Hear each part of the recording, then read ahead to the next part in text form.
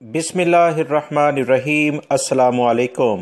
آج کی ویڈیو میں دو اہم چیزوں کے بارے میں آپ تمام حضرات کو مطلع کیا جائے گا۔ سب سے پہلے تو سعودی عرب میں وبائی مرض کرونا کی کیا صورتحال ہے، انٹرنیشنل لیول پر سعودی عرب کے بارے میں کیا باتیں چل رہی ہیں، بہت اہم معلومات آپ سے شیئر کی جائیں گی، کیونکہ اسی بنیاد پر آنے والے دنوں میں انٹرنیشنل پروازوں کا سلسلہ شروع ہو سکتا ہے۔ دوسری اہم ترین خبر آپ تمام بھائیوں سے شیئر کی جائے گی، جس میں بتایا جائے گا کہ گھریلو ملازمین کیسے اور کب اپنی فیملی کو وزٹ ویزے پر یا دیگر ویزوں پر بلا سکتے ہیں۔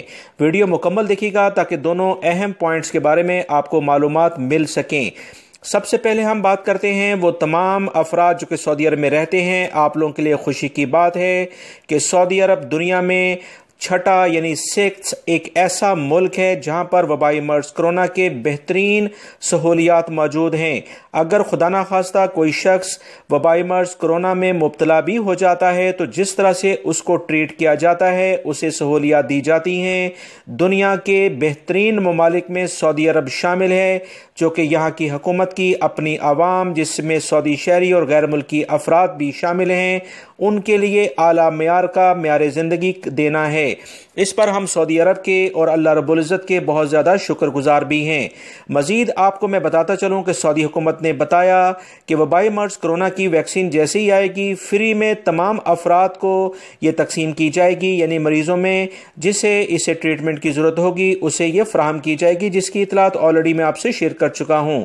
دوسری اہم خبر جو 35 سے 40 لاکھ سعودی عرب میں گھریلو ملازمین کے طور پر غیر ملکی افراد موجود ہیں، ان کے بارے میں آئی ہے کہ وہ تمام غیر ملکی افراد جو گھریلو ملازمین، جس میں نے آپ کو بتایا تھا کہ خانسامہ، ڈرائیور، گھریلو ملازمین میں چوکیدار، مزروں پہ کام کرنے والے افراد آتے ہیں، کیا وہ اپنی فیملیز کو وزٹ ویزے یا دیگر ویزوں پر بلا سکتے ہیں، کیونکہ ان کی بھی بڑی خواہش ہوتی ہے کہ اپنی فیملی کو بلائیں۔